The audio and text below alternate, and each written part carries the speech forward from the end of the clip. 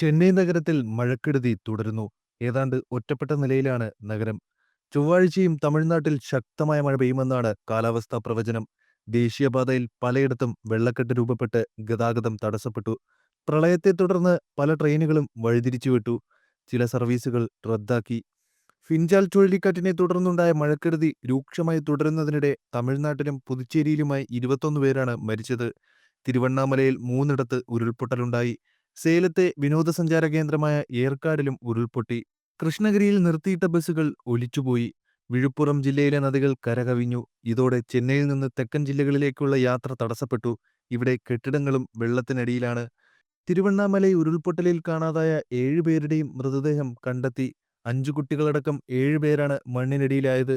മണിക്കൂറുകൾ നീണ്ട തെരച്ചിലിനൊടുവിലാണ് മൃതദേഹങ്ങൾ കണ്ടെത്തിയത്.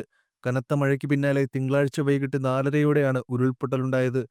കൂറ്റൻ പാറക്കല്ലുകളും വീണ്ടും മണ്ണിടിയുമെന്ന ഭീഷണിയും തിരച്ചിലിന് തിരിച്ചടിയായി. പുതുച്ചേരിയിൽ കനത്ത മഴയാണ് ലഭിച്ചത്. 24 മണിക്കൂറിൽ 48.4 സെന്റിമീറ്റർ മഴയാണ് പെയ്തത്.